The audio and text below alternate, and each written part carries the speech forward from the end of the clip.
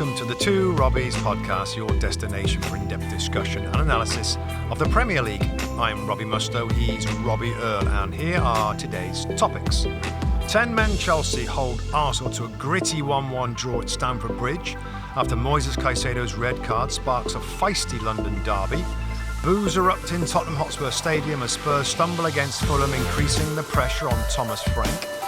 Late heroics from Phil Foden snatches a dramatic 3-2 win for Manchester City over Leeds United at the Etihad. And Alexander Isak's first Premier League goal lifts Liverpool to a 2-0 win over West Ham United. That's what we have coming up in today's episode. Okay, my friend, let's start the weekend at the Bridge, the big game. Chelsea, who were sitting closest to Liverpool before the game, were in third spot against an Arsenal team in such good form. The big news coming into the game that both Saliba and Gabriel were not available for Arsenal. From Chelsea's point of view, Cole Palmer was back on the bench. I think his last game he played was 20th September. I think we all expected a kind of top-end, tactical, kind of interesting game, Rob. Didn't quite play out in that respect as maybe we thought in terms of pure football. Yeah, I mean, I think particularly with Esteval, that was another big team news, isn't it? Esteval started on the right side. Yeah. And me and you were going through kind of tactical kind of simulations and this what might happen and they get control of this. But we should know a bit better than that, that these big derby games are so physical, they're so important, there's so much energy, intensity, emotion flying around that after in fact, the first challenge, wasn't it? It was Cucurella, wasn't it? Yeah, Cucurella and turned on Saka in front of the it's referee. like, here we go. And it was kind of the same thing throughout the first half. Just before we move on, and obviously we've got a lot to get to, but does that in some way take away from the English game or add to the English game? Does that make the game... You know, we've been talking, and there is a bit of a theme, and maybe for another day, about new players being introduced to this league and how difficult it is to get in there. Yeah. Is that evidence, Rob, of a top-class game today? If you don't bring a physicality, you're going to have no say in the game. Well, I always caveat by saying we don't watch other leagues every week like we watch the Premier League, right? Sure. But we have definitely, certainly watched a lot of games from other leagues. Correct. And the intensity and the pressure in these matches and the demands of fans in England, they demand effort. Yeah. They love a tackle. The Premier League knows that the fans love that. So the referees are... encouraged to keep the physicality and the speed in the game. Yeah. So to answer your question, it's an important part of English football. What makes it difficult? Because not only the skill and everything else that's important in all divisions and all leagues, but English football, you've got to deal with that. Yeah. And in some ways, I'm like, this is great. And, Graham Lasso and commentary was enjoying it. We were enjoying that side of it. Yeah. There's another side of it from my point of view. It's like, I wish they'd start playing a bit of football. And we start to see who has the advantage, who's got it right, because Chelsea started pretty well. Yeah, they did start. But it was so hard. And then because the first incident, I guess we've got to get to, Rob, is a red card of Moises Caicedo. Yeah. And there's a lot of build-up in this game about Declan Rice and Moises Caicedo and who's better, over 100 We did a little breakdown ourselves, didn't we? Just to show the strength of the two. They're both brilliant. Both brilliant players who you build a team around. But Moises Caicedo, Rob, we know how ferocious, I describe him as a ferocious midfield player.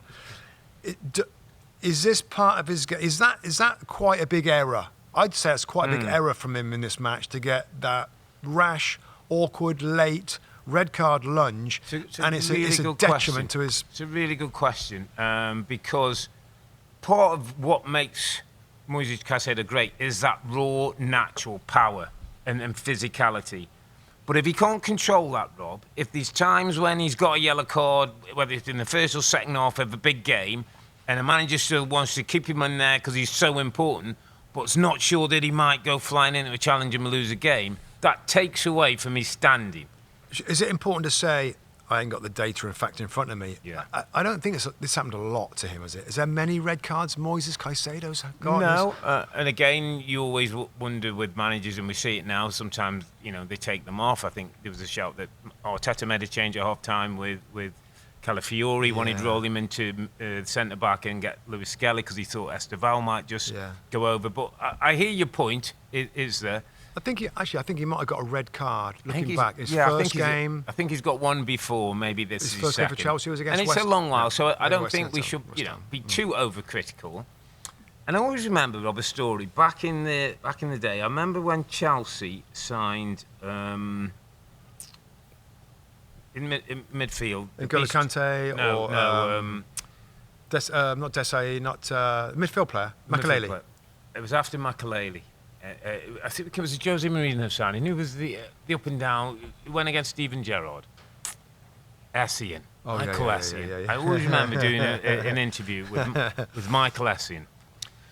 And I remember Michael Essien, if you ever get a chance, watch back. It was Liverpool played Chelsea, and he went into a tackle, and it's Didier Mann, I believe, and he got a red card. And, there was a bit of talk like, this guy called the Beast, and he's come from French football at the time, and he was a monster. He was a brilliant footballer as well, a really top-class footballer. And I remember doing an interview with him one time and said, we're a bit disappointed with getting sent off early on in English football. You just come into the game. You know what he said to me, which always stood, and I'm not saying the same. He said to me, I wanted to leave a mark. I wanted people to know not to mess with me. So it was almost like he was prepared to accept what the consequences were. He wanted to leave an impression. Now, I'm not saying Moises Caicedo's the same.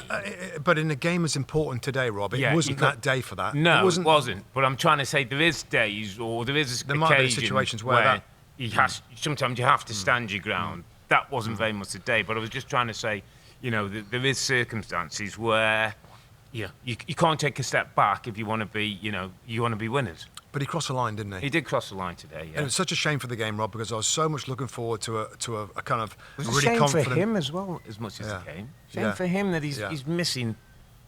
But that changes everything. Yeah. That changes everything. And then, of course, second half kicks off and Chalobah flicks the ball on, goes into the back of the net. And then you have a situation where Chelsea have got everything to kind of work for. They've got the Stamford Bridge behind them. They're playing well. They're ahead in this. They've got their man down. And Arsenal are going to come at them and make it very difficult. Let's kind of zoom into the second half. Did Arsenal in any way disappoint you?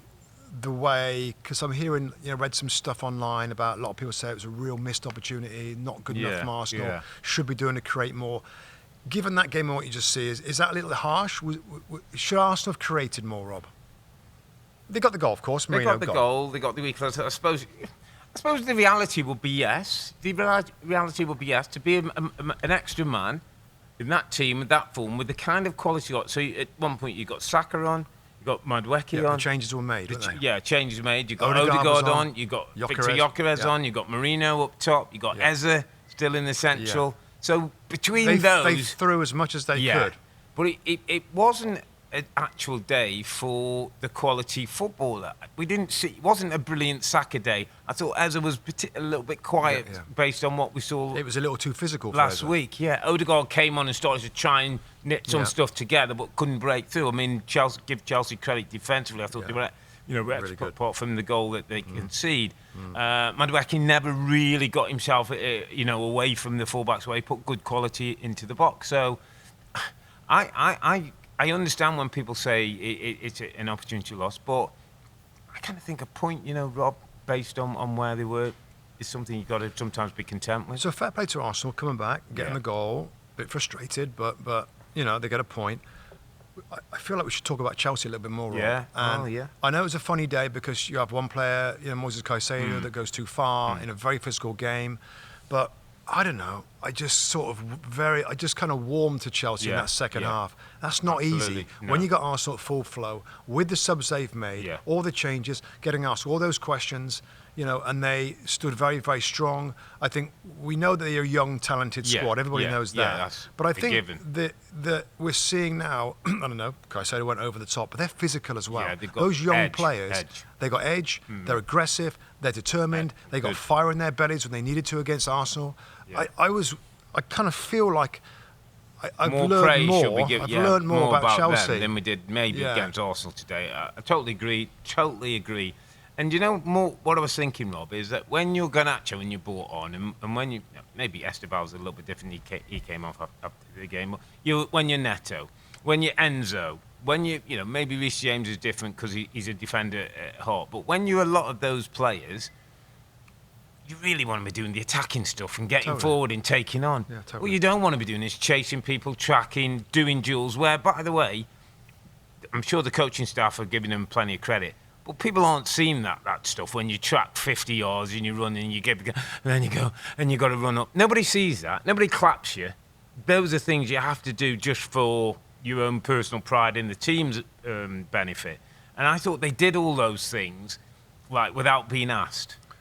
I'd love to have seen 11v11 for 90 minutes, Stamford Bridge, because Chelsea, you know, they're starting to look the real deal for me. And I actually don't think they're going to win the title this year. But Cole Palmer sat on the bench. Yeah. We have Esteval play on the right-hand side. Yeah. You've got world-class Cole Palmer. You've got Moises Caicedo, usually. Enzo Fernandez. I'm still a big fan of Pedro Neto. You know, it looks like they're growing, building quite nicely, maturing quite nicely. Right at the bottom of my notes there, actually before the game kicked off, I wrote, Chelsea, we're going to learn a lot about Chelsea today. And Chelsea are going to learn a lot about themselves. And I think the manager can sit back and think, like, we're kind of going places. Yeah, you know, we all sense that, given the money and some of the talent, they're starting to shine now at Chelsea. But you mix that with some grit and some learning and some winning. They've won titles, some trophies and some losing. But I'm excited to see how this is going to go, given the talent, given the age, given the clever manager, and given the grit and spirit they got in them. Yeah. I thought it was interesting. We just picked up a little crumb of the Arteta interview after the game, and he talked about, you know, I think he possibly is a little bit disappointed that he didn't get this done because it's an obvious opportunity. They're down to 10 men, although we saw Man United Everton show that it doesn't always go to plan. But I thought, Rob, he's a little less emotional. I thought there was a bit more emotional control about his players. I think he's understood that, you know, he sets a tone for a lot of the things. And I thought he was very kind of mature and with his answers and the way he spoke and the way that he talked about his team, you know, he's got some learnings as well in this piece. And it's never easy when you're two centre backs. You're colossal. Mate. Absolutely right. Before we move on, Rob, let's just take this opportunity to sort of have a little chat about the title race with these two. Yeah. And maybe for this year, maybe for the next couple of years. I just got a feeling that Chelsea, Arsenal, Chelsea in the next year or so is going to be quite the thing. Yeah. I think there's no way Arsenal are going nowhere. No. You look at the age of that squad and the players coming through, the young academy and all that kind of stuff coming through. Them through. They're going to be right where they are around there for a while. And I think Chelsea are similar. As well. So you think City in a certain way, but obviously City are going to have issues they're going to have to deal with, and you know, is Pep going to be around? They do it in a totally different way. Liverpool, similar, the amount of talent there, there's still plenty of young players again. But right now, you're dead right. We could go back to some of those Halcyon, Mourinho, Wenger days where these were the top two teams in East. And I used to remember going to those games, Rob, and they were brilliant. Wherever they were, whether it was Highbury or the Emirates. Because of the derby element is chucked in there as well. It's London, and they're both real giant London clubs. Fun. Yeah, looking forward to it. Premier League's got lots to look forward to. Let's take it to the Tottenham Hotspur Stadium, mate, where fans and don't seem to be looking forward to football too much. I mean, Spurs with a bit of a shocking home wreck. I think their only home win is against Wolves this season. Only one home win all season. They lose this game 2-1 to Fulham. Tete with the first goal, Wilson with the second goal. It could have been 3-0 after 11 minutes. Rob Chukwueze with a shot that hits the post and goes out. Yeah. Second half, Spurs do come back and Kudus with a really nice finish. But they huffed and puffed and sort of went a bit damp towards the end from Spurs' point of view. Couldn't get the job done. Nope. There were boos during the game, Rob. A couple of players' mistakes. There were boos after the game that the manager obviously is not particularly happy about. Where are we with Thomas Frank, Tottenham, and the future? Well, which way should we do this? Let's get to the booing bit because that's to grab the headlines, right? So Thomas Frank afterwards, we show it on our air. Of course, it goes all over TV, all over the place. His interview, and it involves Vicario. Yeah. And there might be other bits that we didn't catch, but obviously he made a big mistake for a goal conceded The from second Fulham. goal, Harry wasn't it? Wilson, Harry Wilson, who scores from when the goalkeeper comes way out of his goal, and then where it's very easy and very common to smash it into the stands to give yourself a better chance to get back in the goal. He tries to play up the line, he slips, he goes right to their guy, a couple of passes or one pass, and it scores. Yeah. And there's another moment the ball comes through and Vicario kicks it, and then you get the sarcastic cheers from his own fans as he does actually clear the ball a second time.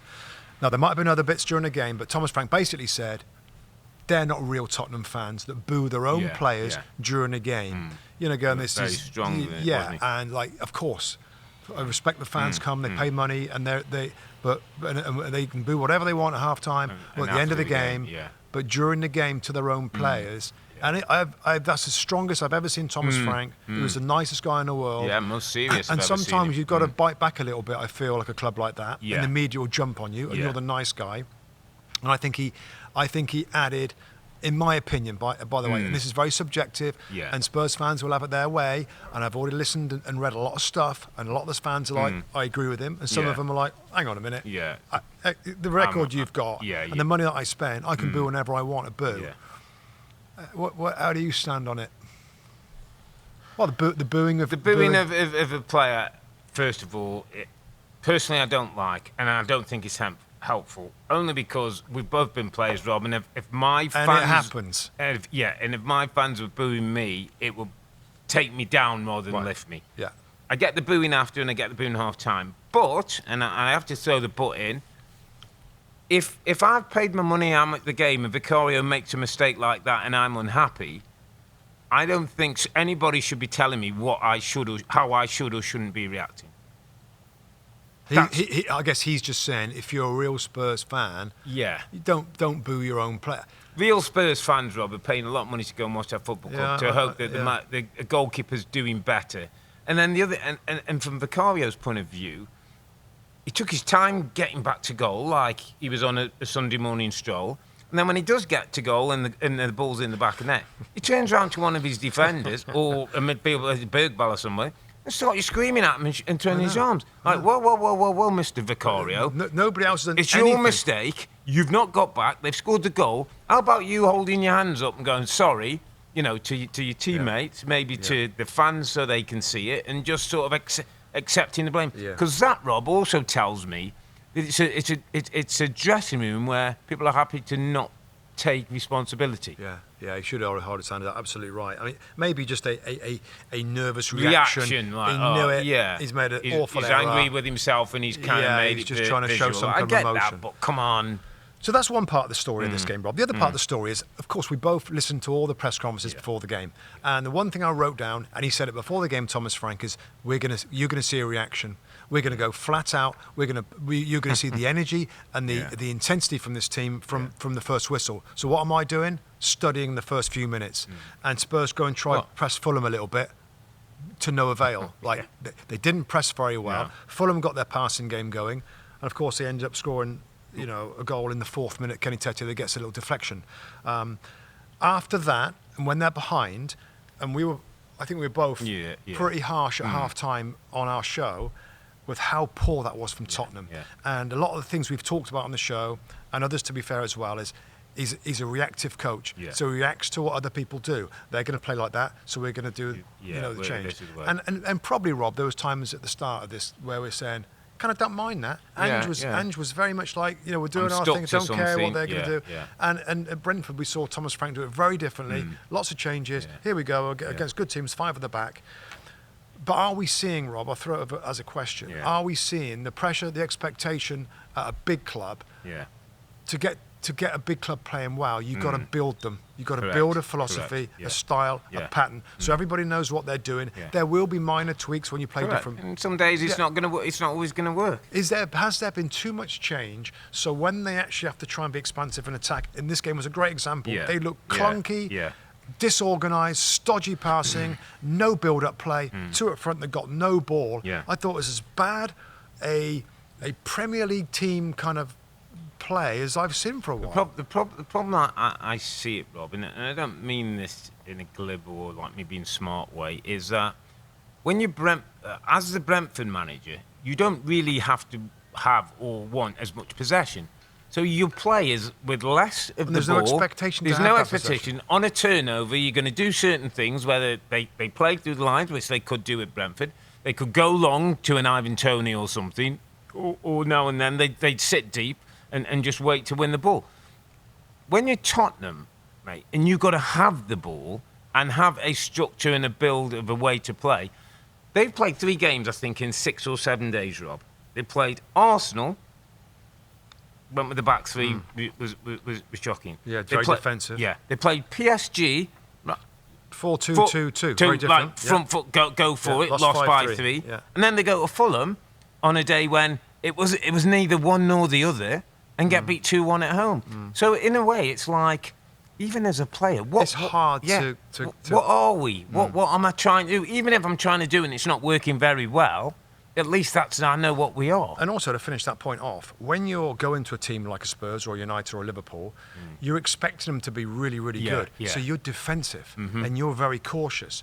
And when Tottenham don't have a great, expansive attacking plan, just kind of easy. Which it kind of was for Fulham. Yeah. I mean, it was such a disappointing day, performance. And then, to step back, it is still early, Rob. And maybe he's tried to do it his own way. Maybe he's going to learn pretty quickly and say, okay, we've got to get a little bit more grooved. Yeah.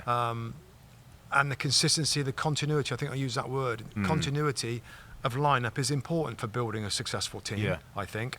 Maybe we're going to see a little bit more now from Thomas Frank. Okay, let's have a little bit of a rethink here, because he needs to. Yeah. Because we know what Spurs is all about as a football club. If things aren't going well, and they've had some great managers, all different types of managers, they just get rid. What I will say, and you're spot on, fans booing is never a good thing.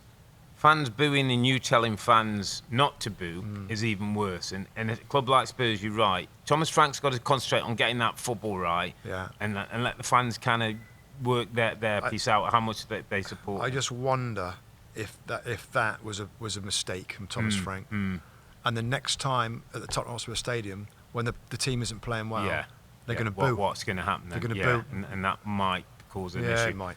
And before we move on, because I continually think after sometimes doing the podcast, let's give Fulham a bit of credit, my friend. Let's give Marco Silva and this group of players who are not Tottenham, who are not Big Six, who are not headline, who are not generally, well watched on our show, and we feature them that many times, who do keep the ball, who have got a system of play. We've got Josh King playing in the number 10, mate, who's as good a footballer as it is on the football field. Keeps the ball really well. Keeps the ball, knows when to speed the game up, knows when to sit off. Iwobi and Harry Wilson. And I know Marcus Silva's been there a lot longer, of course, as a comparison. Yeah. I know exactly how Fulham are playing. I know where players are going to pop up on the field. I know where they go from a 5 to a 4. I know exactly how it all works. And I think I said before the game on the show, this could be awkward for Spurs, because we've seen Fulham before, Rob, and I've been guilty of not giving them enough credit in games. And I come in the studio, I'm like, wow, didn't they play well? They can play a little bit. They can keep the ball away from teams. It's frustrating because you want to get the ball back. I think that's exactly what happened in the first half. And credit to the manager. His contract's up, Marcus Silva. And they're talking about a long-term deal on it to nail him down. And I think the club are going to have to show a little bit of ambition and show they're going to put a little bit more money in there. I know they got Kevin, spent money for him late on in the window, but they need a few more bodies around them, a bit more quality to suit with. Big win for them, mate. That's a big win for them. Excellent win away from home. Let's go to the Etihad Stadium. Manchester City were 2-0 up. Leeds came back to 2-2. Game was in the balance. Phil Foden had himself a day. Gets a latest winner to win it 3-2 for City. Wasn't classic City. It's probably a little bit more of the current City in terms of 2-0 up back in the day. You'd think that's done and dusted, but they kind of allowed Calvert-Lewin got a goal, and it's a bad foul by Gvardiol, gives away a penalty kick, and all of a sudden everything gets a bit edgy. Foden comes up with a winner, but City. I said today on the show, and Bex asked me about who's going to challenge Arsenal most, and I said Chelsea. I think Chelsea will give me a consistency above what Man City will give me between now and the end of the season. It's a tough shout. It's difficult. I know City can have their good days and that, and there's no question. Chelsea have the I feel their day. football's getting better. I think I've said the same thing here, and we didn't get this is the window as all these games were at the same time, so we didn't get a real close look at this. But they conceded 2 goals to Leeds United, Rob, at home. Yeah. And for as much as they are tilted to play, possession, attack, silky little players, really good on the ball, there's not much help for the defenders. And when Rodgers not there, I know we keep saying it, they're more vulnerable. Conceded 2 goals. It took a real effort from Phil Foden. The celebration was pretty. That's quite the celebration for beating a promoted team, Leeds United 3-2. Yeah. And that often tells you, Rob, is that the teams that win games easily, you're like, that's potential champions. We've seen this from other teams that get pretty close, that have to work really hard to win. I'm not saying that because City can obviously easily win games, but that's still a bit surprising that it was that late and it's a 3-2 scoreline against Leeds. So I still feel those issues of defensively, loose at times, is going to hurt them. And it was Phil Foden, are others going to score enough goals to maintain their push at the very top? That's the question. He got a couple, didn't he, which helped. Just on Leeds, Rob, before we move on, because we've seen Leeds a few times this season. We saw them last week go 1-0 up against Villa and get beat 2-1. Yeah. This week, we 2-0 down to City, get back to 2-2, end up, conceding a late goal. Daniel Farke's down under pressure. They got 11 points, mate. They're joint bottom in the bottom 3 on goal difference with West Ham. Nottingham Forest 1 point above them. They sit 16th on 12. Listen. Everybody, I think, understands that Leeds will be in a fight to stay in the league. I know you feel quite strong on this. Daniel Farke kind of deserves a little more time to see if he's the right guy before there's a lot of talk about them moving on, getting somebody else in, looking for a change. We're talking to our research department. We need some data and fact on this and the effectiveness of changing the manager when you're a Premier League side and you're in around the bottom 3, what's the percentage chance of it working? It has worked, right? Correct. There's been We've seen a few, haven't we? Even Wolves with managers got fired. Pereira, yeah. So but mostly it doesn't.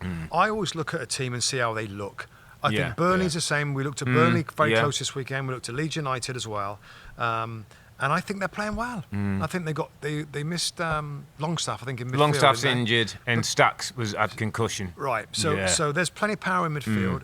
I don't mind the back 4. I worry about the creativity. Yeah. So I still give them a chance to stay up. It's just whether you feel like with that squad, Rob, a different manager could do something different to Daniel Farke. That's got to get to know them pretty quickly. He's got to somehow get something else out of them, creative, and that might be possible. But I just think sometimes these guys are fired a bit too early. Yeah. I'd love to see Daniel Farke, because I know his record in the Premier League with relegations, and it's an easy, let's get somebody else in. Unless there's a really good candidate that's ready and able to take over straight away, that'd be a good fit. I say stick for a little bit. They're not out of touch. They're absolutely not out of touch. There's his name, Brendan Rodgers' name you mentioned to it. I know. You think, but Brendan Rodgers' quality and what he's done in the past, but we'll see. Let's go to the London Stadium, mate, because this was one of the, I think, important games of the weekend. West Ham United versus Liverpool. Liverpool coming off their 4-1 defeat midweek in the Champions League, backed up by the poor performance last weekend. We saw a change. Yeah, go on. The headline was the team. Yeah. Mo Salah was take your pick from drop, rested, rotated, not needed today, rotated, or whatever other phrase you want. And it was a massive call. It's a massive call, whatever the reason. I thought, and I think we both spoke about this a couple of days and prior to the game, we felt something had to happen, that Mo was possibly the one who might miss out just in terms of the work rate that you don't get despite the goals that you do get going the other way. And on a slot, whether it's a gamble or not, took it and it worked. I like it when a manager literally affects the team to try and get what his desired outcome is. You can try and play out of trouble for the first 10, 12 games, but at some point when you concede a crazy amount of goals, 9 defeats in 12. You've got to be like, okay, let's throw the brakes on here. We need to get a clean sheet. And we got Joe Gomez that you talked about a couple of weeks ago. Why isn't Joe Gomez getting a go? So a great shout from you. He comes in at right back. The midfield is the midfield that we all know about, that's proven. They're not old. They're proven. They should be able to keep doing it.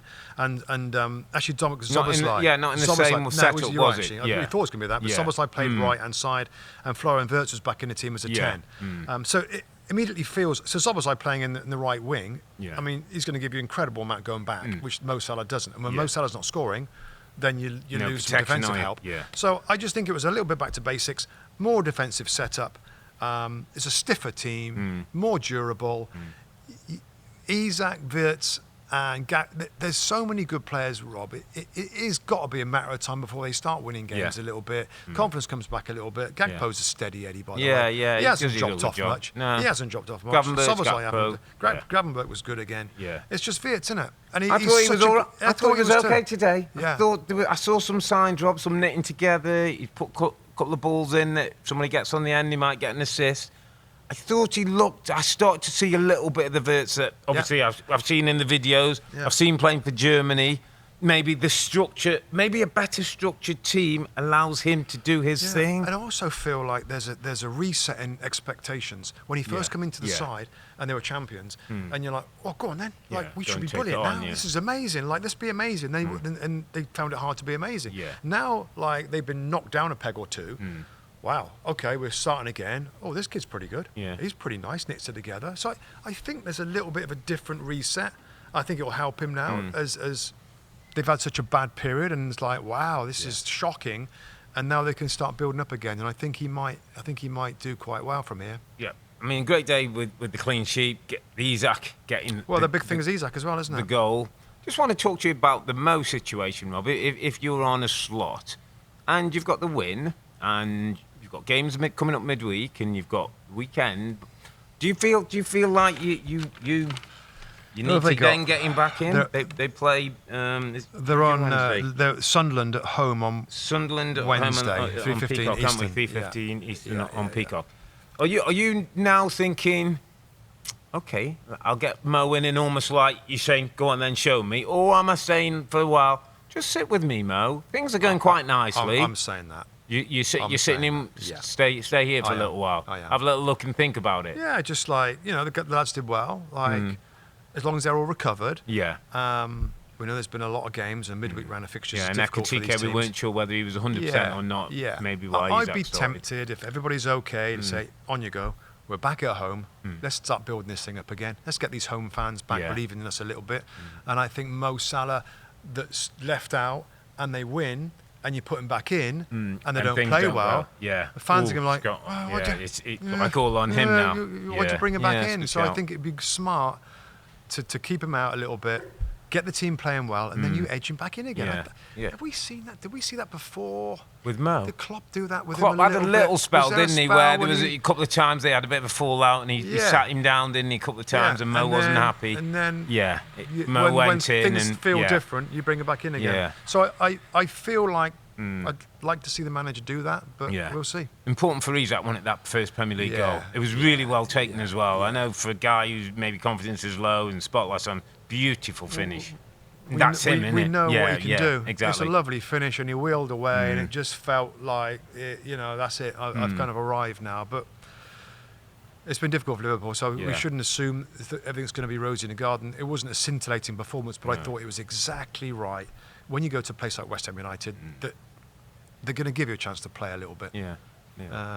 Really important for Liverpool, that. Just want to mention, actually, and it's wrong of me not to say before the game, just to mention to Billy Bonds, my friend, who passed away. Billy Bonds, what a legendary footballer, manager, football man. I met him a couple of times and thing. Absolute number 4, central legend. Defender. Tough, aggressive. Cut him open, he'd bleed Clarendon blue, mate. He was one of them, wouldn't he? Give everything to kind of a throwback of the John Terry type.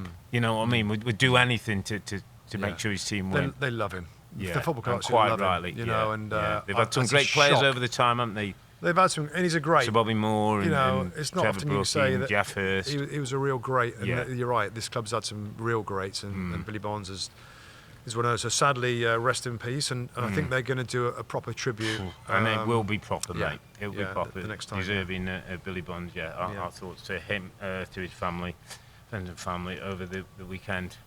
Right, mate, let's go to some other results. We're going to start at the Palace. And it was, for me, it was a case of... Yeah, and who does this system best? 3-4-2-1, kind of both off a similar line. Oliver Glasner continues to go, be impressive in the way that he sets Palace up, impressive in the way that they're still an attacking threat. Got some good components in there, the Whartons, the Sars, the Matetas, and players like that. So it was a classic game of two halves. Palace first half looked really threatening. Mateta gets the goal, twice taking penalty kick. But the threat was definitely from Palace, the wide players, the midfield players. They looked better. Balanced, didn't they? Wharton played clever passes correct. through. He's a good player, isn't he? He's a good player. But second half, I have to say, Ruben Amorim, whatever he said at half-time, it was a bit different.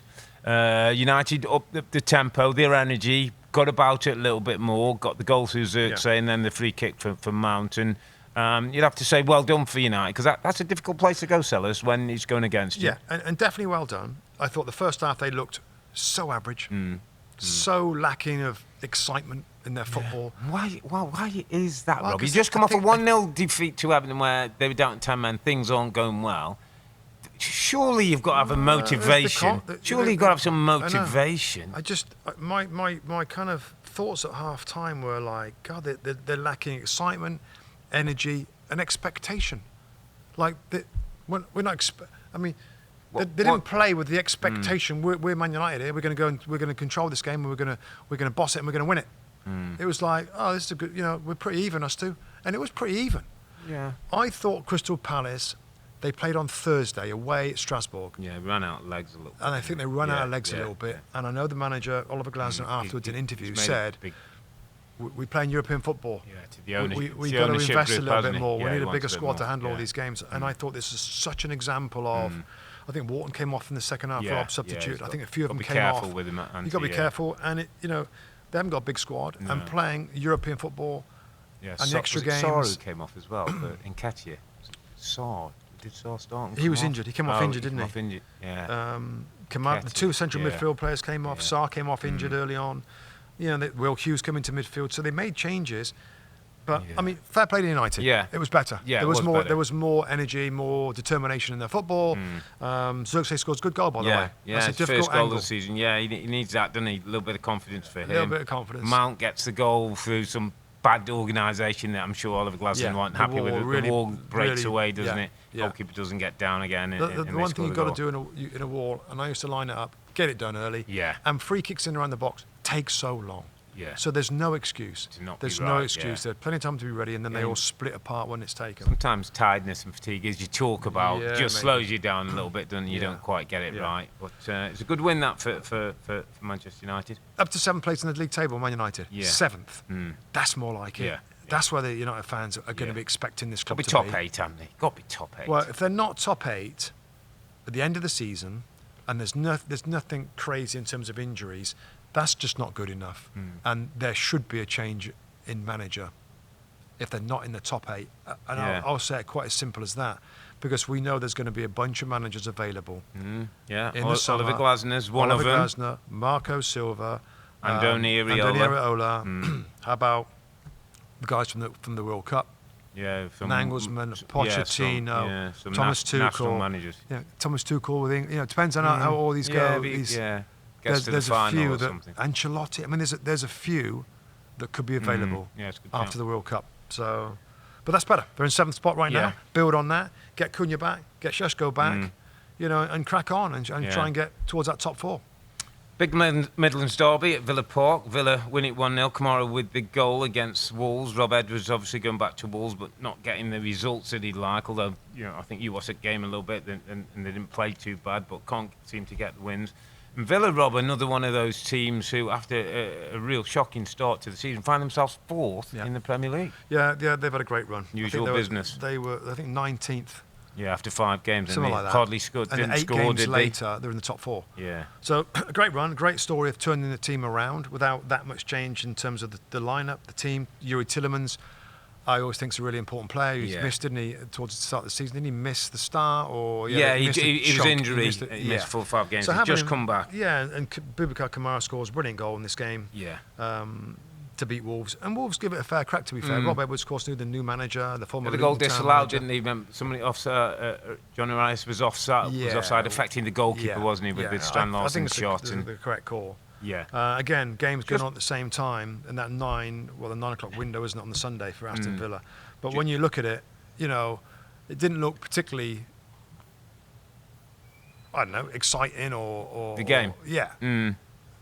I think European football, young boys, they played on Thursday, big young boys, 2-1. And it's a DP squad, aren't they? It's a derby game. Yeah, it's a good game.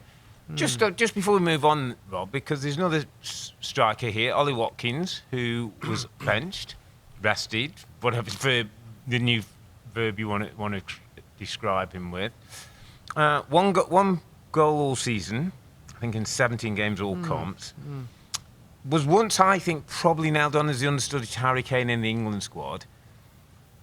Is that spot up for grabs, the second striker for England, if Thomas Tuchel feels he's got to go striker? Because we've got plenty of wide players and number 10s with the Fodens and the Bellinghams and the likes who can play in the, We ain't got many Gordon. English strikers, is there? English strikers, a Watkins, a Callum Wilson, Liam Delap, Danny Welbeck. I mean, if one of them can have a 12, 15 goal season, is that all I'm saying? I don't know. It's a good question. Ollie Watkins is definitely a doubt, as we'd have to say now, wouldn't we? But if he can get back to somewhat, yeah, he's got he's had good goals in the Euros. He scored in the Euros, a really important goal in the Euros, wasn't it? I remember. So if he can get, Daniel Mallon deserves his place right now. Yeah, if you're not in form and you're not playing for your club, well, that's what Thomas Tuchel said, isn't it? Hard, isn't You've got to be playing regularly to be in my squad. There might be some exceptions, but I don't know. I think it's a good point. I think he'll be very worried about that. I mean, every player, mate. Yeah.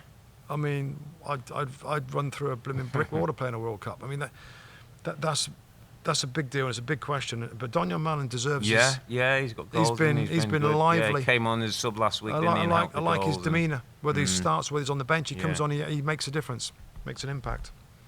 Okay, my friend, let's go to Hill Dickinson Stadium, where Everton generally do well. Didn't quite go to plan. Everton 1, Newcastle 4. 2 goals by Malik Chow for Newcastle, Lewis Marley with the strike, and Voltemada with a lovely lob before Keenan Dewsbury Hall actually scored what I thought was the goal of the game. Beautiful finish with his left foot after he scored against Old Trafford last week. But 4-1 home defeat for Everton. Not generally how things have gone for David Moyes and his team at home. Yeah, funny game this. I mean, looking at Everton, they played really well. Knock it about pretty good. They got good territory, good possession. But Newcastle United, who've been awful away from home. Yeah. I mean, I think I wouldn't be surprised if Eddie Howe says at the end of that game, we've played better than that away from home and lost. Yeah. It seemed to be a very comfortable win. The goals kind of came at good, one early, one in the first minute. I think it was the quickest of the weekend, wasn't it? So that helps you.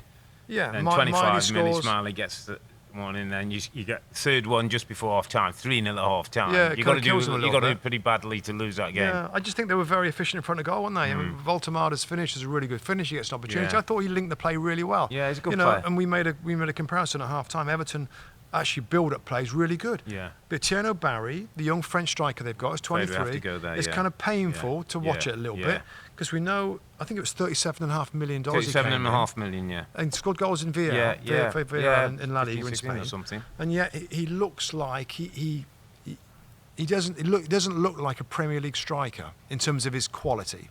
And I know you've got to give him time. I know he's young and that, but right now, Rob, it doesn't look Premier League quality. It doesn't look like. I mean, the goal that there was a goal that was chalked off that he handles the ball accidentally and then he hits a ball that he doesn't really hit true. It comes off his ankle, he slices it in, it goes in. It'd have been a great moment for him and I'd have loved him to got the goal. But I think we both said, and I've said over the last few weeks with this team, Rob, I'm a little baffled why Beto and Barry don't look like the answer. A couple of times I've seen Jack Grealish, I was doing the game against Manchester United midweek. Jack Grealish does his thing, comes inside, needs somebody to play off, and Barry or Beto are not either reading him, not thinking about it, not the right kind of player. I'm just wondering if you could find a way to get an Njai, a McNeil, Alcaraz in the team, who could link the play and be the false nine. And we're not going to have the centre forward then, so we lose a little bit of aerial set, but we're better and we give teams different challenges. A little bit how Pedro Neto played as a false nine for Chelsea and caused Barcelona problems. Yeah, I like that. and you've got Dwight McNeil, you've got Tyler Dibblin that could come in if one of those wide players like an Njai or a Grealish plays a false nine. It's just that you've got two out-and-out number nines at the football club. They're getting salaries. They're getting big. They're getting both paid don't look like they're going to score goals, Rob. So it comes back to your recruitment again, doesn't it? Doesn't it? Everything come back to recruitment. One Premier League goal between the two of them. And I want to mention this because when Tiana Barry comes off, he looks devastated. His head's in his hands. He got a lovely round of applause from the Everton fans, and that deserves a mention because I get it, and I think fair play to those Everton fans because as a football fan, you want players giving it your very best. Absolutely. Tiana Barry gives it his very best. He works his socks off. He tries to pressure. He looks like he cares. That's a good point. He looks frustrated when he misses chances. And he keeps going all the way through. And I think the Everton fans are smart enough to know, you know what, we appreciate that. And we know, we see that you're lacking some quality. But fair play to you that you give it your best for this Everton shirt, and they appreciate that. And I think that's good. The week before, apparently, and I'm pleased you said that because he came off in that game and he thought he should have scored. And I think Idrissa Gana Gueye went over to him and said, "By the way, this reception tells you that these fans are happy with you. So don't get your head down. Keep, have a good week's training." And you're right. The Everton fans will try and nurse him through. And listen, he's one of those we've seen with strikers. He could hit the ground, get one off his backside, in he goes, start a run, and all of a sudden we could see a very different player. Those Everton fans have seen everything at that football club. They've had some magnificent centre forwards, by the way, and some not so good, and everything in between. But bad day at the office. Good day for Eddie Howe on his birthday, by the way. It's a good birthday present. And it also was a day for squad players for them. I thought Lewis Miley gets his goal, comes in the midfield. Anthony Elanga, who's not had a great time since moving from Forest. He was lively. Played really well with Altamare. Two fullbacks make a difference, don't they? Fullbacks make a difference. They stayed the same. So he made changes, the manager, and he said about it afterwards. He said it's about time. I think I've got to trust the squad a little bit more. He did, and they got the win, 4-1, comfortable. What's left? We're going to my team. Oh, it's got to be Sunderland, I'm giving him my team, my stadium of light. When they were 2-0 down at Bournemouth, and I remember saying to you in the studio, this ain't over. Regis has got something sorted. And they did. It was Adley and Adams get 2 goals early for Bournemouth. Tyler Adams with a great goal, by the way. We've got to mention that, haven't we? Goal. I mean, Tyler Adams is one of those players, Rob, who I think we stereotype as a hard-working midfield player. We don't, mate. We don't. But people, generally think he's just a destroyer. He stops the opposition, and he can pass from A to B. And I think a lot of the US soccer fans will underestimate a little bit. I think they think we've seen quite a bit of them. There's more skillful players. I get that in the US men's national team, and they grab the headlines a little bit. Pulisic being the headline there. But he's a really good player, Tyler Adams. Technically he's very good. Rarely gives the ball away. Reads the game really well. He's aggressive enough. He's strong enough. He makes good decisions. He's conscientious. He tracks back, gets in good defensive positions. I feel like I know what a good holding midfield player is. I try to do it myself. He's really, really good. And when the rain's lashing down and you're running forward with the ball, you look up and you see the goalie off his line. It's a split second to judge how you're going to strike that ball with the height, with the power to get it up and down. And he did it perfectly in difficult conditions. Absolutely. And we spoke to him, Rob. Lovely, intelligent, smart guy. We had him as an interview on the Two Robbies podcast. So I was pleased for that. And he looked pretty pleased with himself as well when he saw the ball go in. So, really, really good for Bournemouth. They continue, mate. They continue to just surprise. Yeah. But let's talk about Sunderland, because it's all about Sunderland. Go on, so Lefay gets the penalty that gets them back in the game. Traore drives one in from an acute angle, and then this guy, Brian Robbie, isn't it, comes on late again. He's done that more than once, hasn't he? Gets themselves a win. And this Regis Lebris, mate, he's a story. He's becoming one of the stories of the Premier. He's a little. I feel like he's under the radar. He's a super quiet little guy. He's a little diamond. I know. Mate, maybe he's a little diamond. He's a little diamond. He's a little diamond. He's a smart guy. When some of the things he talks about. Yeah, and the way he plays and what he wants and the way he's doing things. You think this is more than a euphoric Sunderland? I do. Only because Robin and our listeners are going to be sick of hearing me say, but I did a little bit of a deep dive on him because they just intrigued me when they came up and what they were doing. Deep research. And where he came from, Lorient, with the youth football, where he had Lefay and people like that, and he's a bit of a disciple of Wenger and the way to play football, and understands, like, very into data, but doesn't overload with it. So wanted good size and physicality to play the way I want to play. And I think there's another version. I think there's another more footballing version if and when Sunderland gets safe. That's like 2.0. Yeah. If they can establish themselves a little bit and not move away, but try and play a little bit more. I mean, they do play well. I mean, there's literally nothing bad to say about Sunderland right now. No. An amazing job. Up to sixth place. Above Sixth Man place United, in the above Premier League, Liverpool, 22 above points. Tottenham, above Incredible. Newcastle. I mean, and they're in a position where by Christmas, Rob, early New Year, they can probably start planning for the next year. Absolutely. What a bonus that is. They're not going down. What a bonus that is. They're not going down is. from that position. No chance. They've won 6 games to 13. They always look to win about 10 games, get some draws, you're going to be okay. Well, they're way over that right now. Just have to mention the red card as well, Lewis Cook, wasn't it? Which was a bit foolish for a player like him. Remember the straight arm? Yeah. I mean... He knows what he's doing. Yeah. He knows what he's doing. Silly thing to do and put his team in trouble. But Yeah. this was about Sunderland's Stadium of Light and another ragey, celebrous great day. Yeah. Nottingham Forest didn't quite go to plan against Brighton, mate. De Kuyper with a lovely work goal, Ruter and Welbeck involved in the build-up, and Zimas gets... a late winner, 2-0 to Brighton. And Brighton Hove Albion, my friend, are another team that's sitting 5th in the Premier League. Which brings me very nicely to my underappreciated performer of the weekend, and that's Fabian Herzler, the manager of Brighton and Hove Albion Football Club. I invite you to look down the team list of Brighton. I invite you, because there's changes every year. Yeah. You got an old bloke up front in Whoa. Yeah, Forget the age. Drop the age. You've got a very experienced striker still doing it. You've got players on there that we don't know very well. Yeah. We love the Yasin Ayari, the young midfield player that plays in the middle. De Kuyper was a new player that came into the football club as a fullback.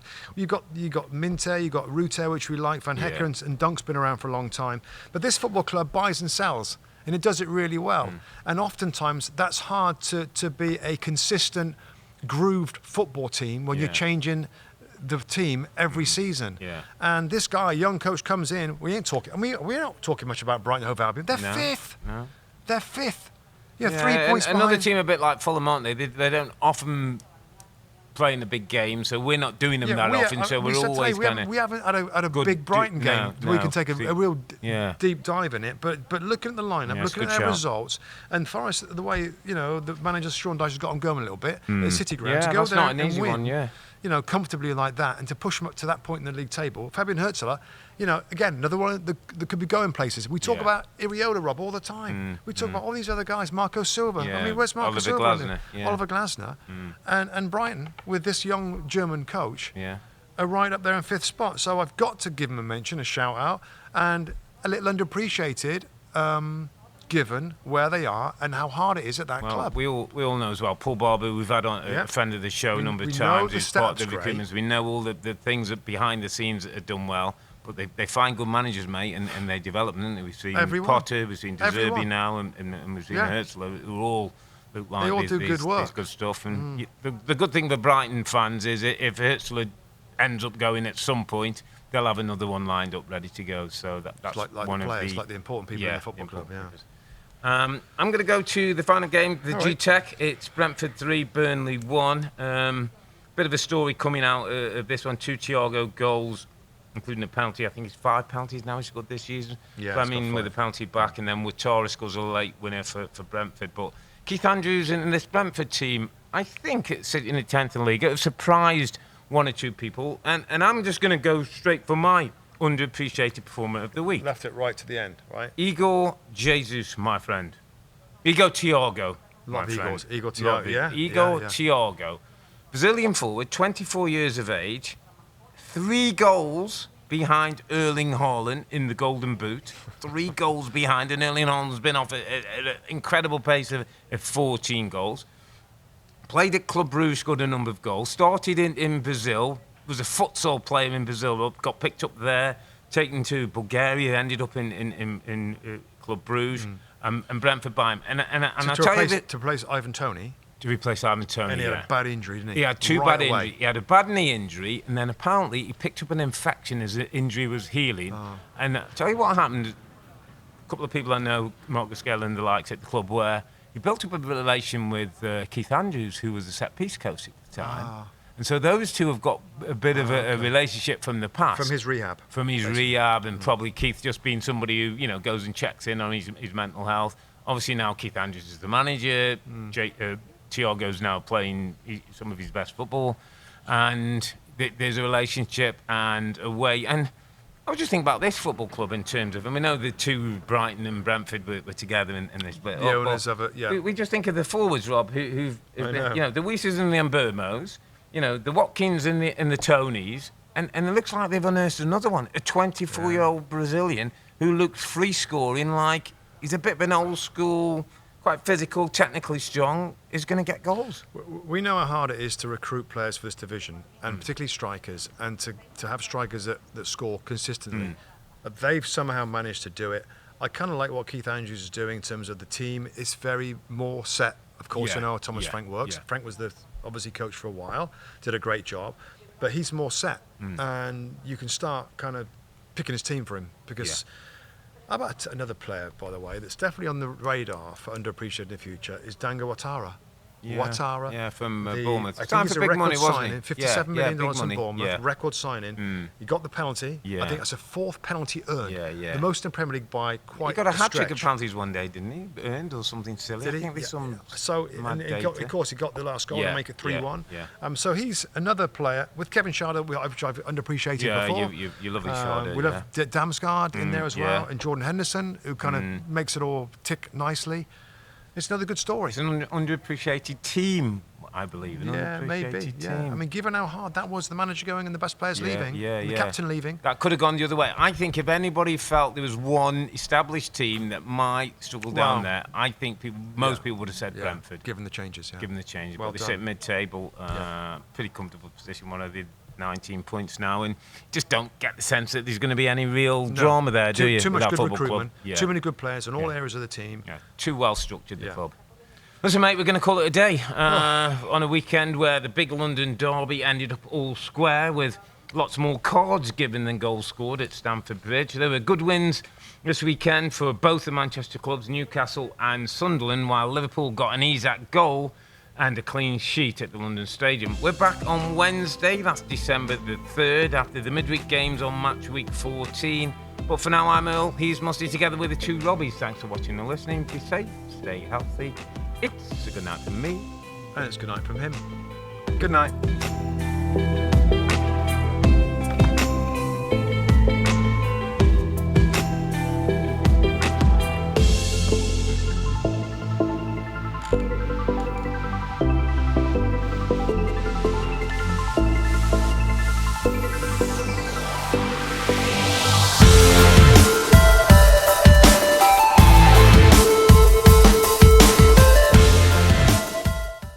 Hi there, I'm Rebecca Lowe, studio host of NBC's coverage of the Premier League. Don't forget to hit subscribe to watch more videos all season long, and for even more Premier League content from original series to live matches, head over to Peacock.